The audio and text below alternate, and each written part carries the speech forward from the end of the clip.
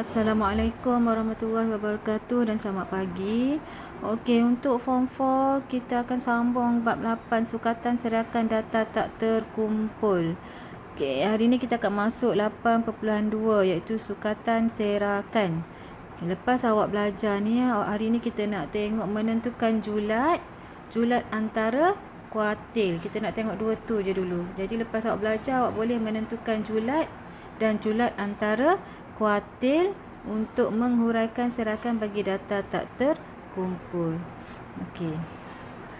Kita tengok dulu julat dan julat antara kuartil hari ni. Okey. Jadi dalam statistik, julat bagi suatu set data tak terkumpul ialah beza antara nilai cerapan terbesar dengan nilai cerapan yang terkecil. Kita tolaklah nilai cerapan terbesar tolak nilai cerapan terkecil.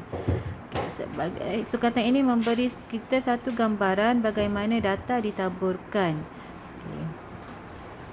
Jadi kita tengok contoh 3. Diberi set data. Okey, diberi set data nombor-nombor berikut.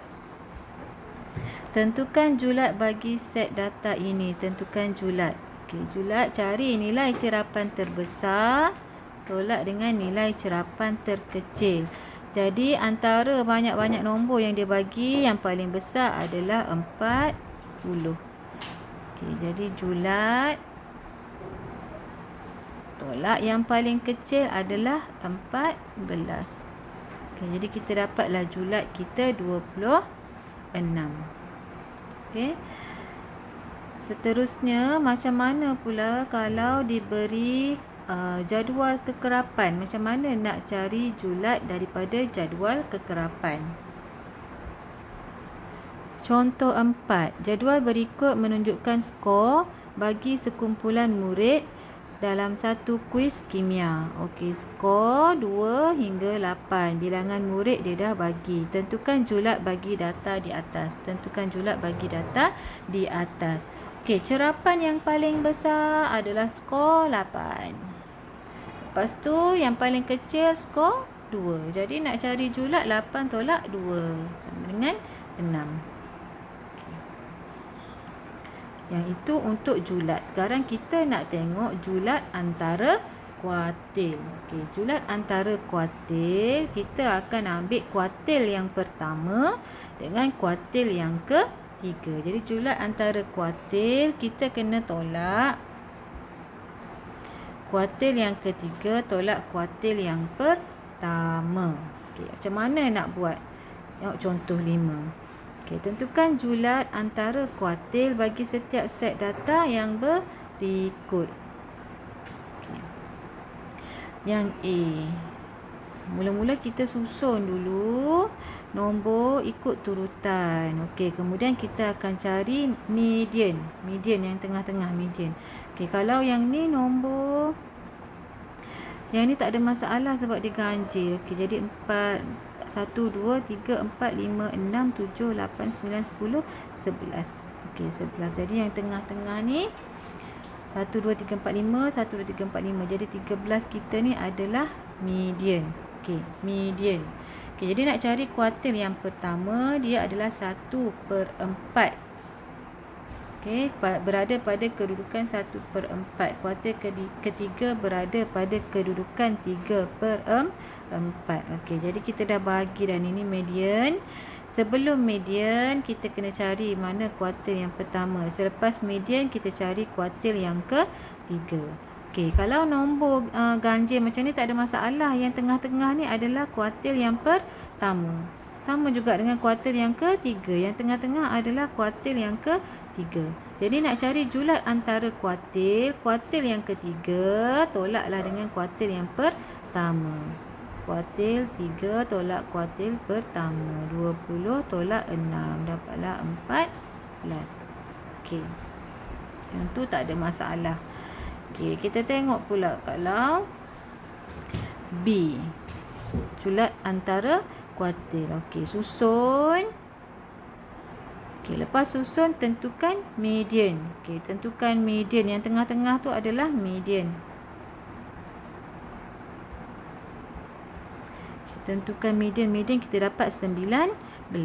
Okey, macam mana nak cari kuartil pertama, kuartil ketiga kalau bilangannya adalah genap, bilangan nombor genap. Jadi kita kena cari dulu purata lah. 14 tambah 14 bahagi dengan 2. 20 tambah 21 bahagi dengan 2. Barulah dapat kuartil pertama dengan kuartil yang ketiga. Nak cari jumlah antara kuartil ketiga tolak kuartil yang pertama. Okey, yang pertama cikgu cakap tadi, yang kedua, kemudian tolak dapat 6.5.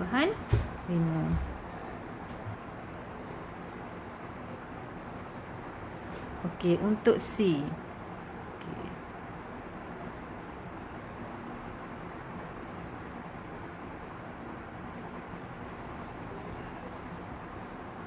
Okey, untuk C pun sama, susun. Okey, cari median. Ni median. Okey, nak cari kuartil pertama 2.5 tambah 2.5 bahagi 2. Kuartil ketiga 2.9 tambah 3.0. Lepas tu bahagi dengan 2. Nak cari jumlah antara kuartil yang ketiga tolak kuartil yang pertama. Okey, dapatlah 0.45.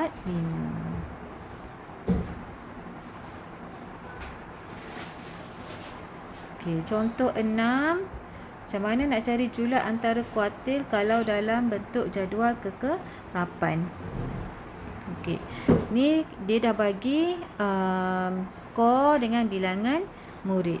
Okey, jadi yang ni 3 ni bermaksudnya cerapan pertama sampai cerapan yang ketiga. Skor kita 2. Kita tulis siap-siap kat bawah ni. Cerapan pertama sampai cerapan ketiga. Kemudian yang 5 ni cerapan keempat sampai cerapan ke-8. Okey, buat semua. Okey, nanti kita akan dapat ada cerapan ke-44.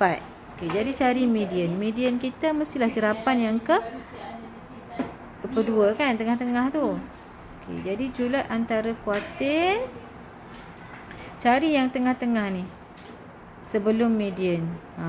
Dapatlah cerapan yang ke-11 dan cerapan yang ke-33. Okey. Tengok dia buat ni. Kuartil yang pertama 1/4 daripada jumlah cerapan. Jadi 1/4 darab dengan 44 ni. 44. Cerapan kita ada 44 kali. 1/4 darab 44. Jadi kita akan dapat cerapan yang ke-11. Okey, cerapan yang ke-11 berapa ni? 4. Okey, kemudian kuartil yang ketiga, cerapan 3/4 daripada keseluruhan cerapan. 3/4 darab 44. Kita akan dapat cerapan ke-33. Cerapan ke-33 duduk kat sini. Jadi 6. Jumlah antara kuartil ketiga tolak kuartil yang pertama. 6 tolak 4. Dapatlah 2. Okey. Okey, lepas tu awak buat latihan muka surat 223. Okey, cikgu nak awak buat soalan praktis kendiri 8.2A, soalan nombor 1 dan soalan nombor 2. Okey, lepas tu siap buat kerja cikgu, jangan lupa isi kehadiran. Okey, nanti minggu depan kita akan sambung sisihan, piawai dan variance. Okey, bye-bye. Assalamualaikum warahmatullahi wabarakatuh.